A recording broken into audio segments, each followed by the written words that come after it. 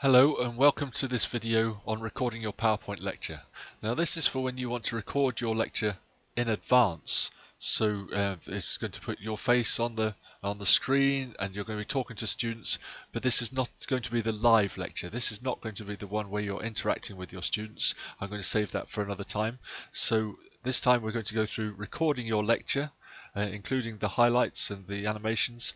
We're going to go through creating a video to go with that lecture, uploading that to ClickView and embedding in Moodle.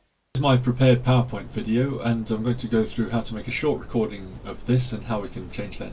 So first of all, we need to go to our slideshow menu across here and click there, and then the slideshow menu gives us a range of options. The one we probably want is record slideshow. We're going straight to there. So usually we click use timings, means that any clicks you do to go forward or to activate an animation will be included in your presentation. So we're going to make sure that all those are ticked. We go to record slideshow, and generally we'll do this from the beginning, although you can do it for individual slides. So from the beginning here, it brings you a nice view here, and now you can see the webcam in the corner if you're using one. You can do this audio only, of course, but if you are using a webcam, this picture is fixed in size. You can't change that, so you might have to adjust your slides accordingly. So here, if we look around, what we've got first here, we have our settings. I have two microphones, one on the headset mic and one on the webcam I've borrowed, so I've set it to the webcam. One for ease, so I don't have to wear a silly headset while I'm talking to you, and there's my camera as well. What else have we got here? I've also got various tools that I can show you. So here we've got a pen tool, so if I wanted to highlight something as we go, I can highlight that and choose a colour. Let's choose the red one, and I can do a nice shape here if I wanted to. I can get rid of that with the eraser tool, or this one is simply a thicker pen. This is a highlight tool and it highlights yellow individually, and if I wanted to highlight something I can go through like that. But both of those are very similar. Get rid of those. So I haven't started recording yet. The record tool is up here, and the first thing to bear in mind is that when you're working with these slides is that you are doing it one slide at a time. So if you go do a one take and you go through your entire lecture and you're not happy with individual slides, you'll have the opportunity to look at those individual slides and to just edit those individual slides. Even though you've done it in one take, PowerPoint is going to put this little picture at the bottom on each individual slide with its own individual soundtrack, and you can edit those later. So let's do a recording. So here, this is me practicing for students. So here I'm going to record by 3, 2, 1 countdown, and now I'm in record mode. So here I'm looking at ABC of animals, and we go on to the next slide, so I can click forward through there, and here I have A is for, and as everyone knows, I'll just get rid of the eraser, click, and I have an animation. And you can see that the animation comes up there, and I want to show you how it works in the video with that. So A is for aardvark, and I might want to highlight its big red ears, well, its big ears that are now red, to demonstrate, for example, how it loses heat to the environment to keep cool. And then I want to click onto the next slide here. B is for bear, and I've got 8 species of bear across the world, and I might want to use the highlighter pen to highlight that this in the video, oh, I've chosen the wrong one, is a brown bear, like that. Okay, there's 2 more slides in this video, but I'm in the PowerPoint, but I'm not going to use those ones because I want to show you how the video works if you don't put an audio track or a video track onto those slides. So I'm going to stop my presentation now, and then we're going to go back to the presentation here. And you can see now that on each slide there is now a video track, and another video track, and another video track.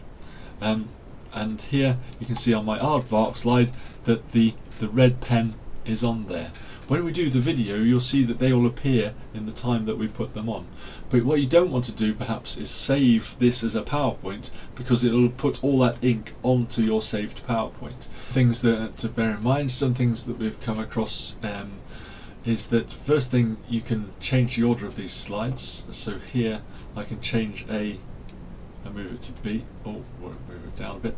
Well, we can put it here, and here it's just moved my video track around. So here I can have the B. Slide here, B is for bear, and I've got 8 species. So my audio has moved up above the A is for aardvark. Doesn't make any sense. Let's move that back. But the other one that I know people are conscious about is that, and me too, this is a bit of a silly picture. I don't want to be looking down like that with my mouth half open. So what do I do about that? Well, actually we have a facility to change your image there. So you can put in a set photograph. So here I use my webcam to take a quick photograph. So up here, if I go along the top to video format, and then the magic word is poster frame. Here I can go from poster frame, I can do an image from a file. So here from file I have an image I've taken earlier, so I can put that in there. And there's a more friendly image, but it still has the picture of me in that looks like I can press play. I mean, an alternate might be, you might prefer to put in an image like this video icon. I don't think this is ideal, but I think that sort of slightly removes the intuitiveness of clicking on a face to get the soundtrack. I know other people have done it with a picture of them in a headset mic looking off to the side, and that might be more useful as well. So I'll undo that. I'll just go back to my picture like that. So you can set your image if you want to. Okay. So the one thing I didn't get right is on this B is for bear slide. So I got the double highlight there. It wasn't very professional. So let's go back and fix that. So if I go back to record slideshow, I'm going to record from the current slide. I only want to fix this one slide. So we record from the current slide here, and here I can clear what was there before. I don't want to clear everything, I just want to clear what's on this current slide and have another go. So I'm going to clear that. Right, and here I am ready to have another go. So I'm going to press record. 3, 2, and B is for bear, of course, and I've got 8 species of bear across the world, and in the corner here I have a lovely picture of a brown bear. So I've now stopped that particular video, so I'm going to close this down and go back to here, and we can see that we've got the replacement. And B is for bear, of course. And I've got 8 species of bear across the world, in the corner, etc., etc. So I can go back and edit individual slides at a time. So now we go on to exporting the video. We're going to export the video, and there's a number of different ways to do this. We can go to File. Some people might use Save As, and there's a whole lot of file types in there, including the MPEG-4 or the Windows Media Video.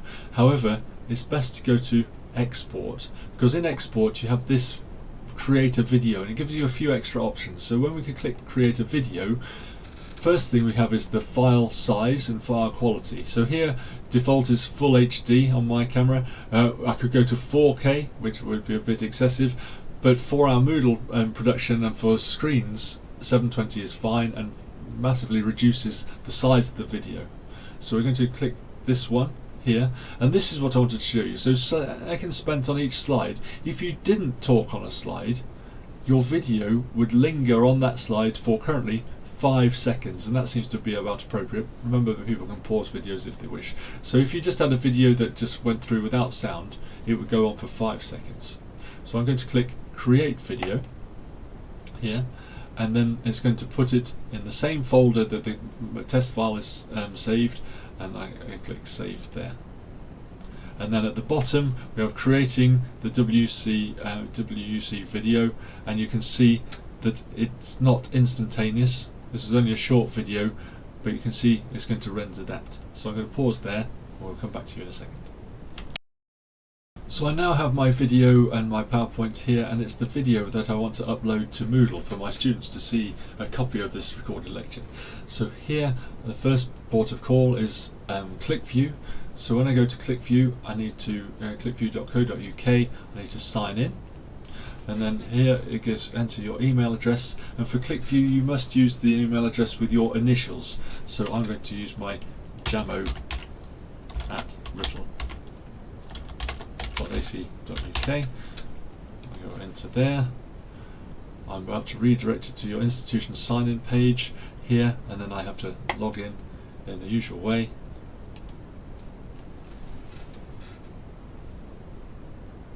And now I'm in ClickView. Okay, so here it's rather bewildering at the start, but actually you need to go to Workspace. So when you go to Workspace, you'll see a few videos that I've made before here, and now I need to upload a video. So up here in the upper left is upload a video. I can click there, and I can drag a drop video here, or I can select a file. So if I bring up my old folder, minimize that here, I can take my video here and I can drag it into this box, and then it's going to upload it. That's doing that rather quickly. That's pleasing. So we'll stay with that. Nearly there. And then my upload is complete. We'll give it a title, so I can let's call this my WC recording PowerPoint lecture for Moodle. There we go, and I'll submit that. Okay. So that's submitted successfully. Go back to Workspace, and it's not going to be there yet. It's in the pending videos. So here it's taking a little while to get this ready in ClickView. So I'll take a pause there and we'll come back when it's ready. It only took a few minutes to upload this lecture. Remember, a longer video would take quite a bit of processing time, so it could take up to 20 minutes to render. So here is the lecture in ClickView.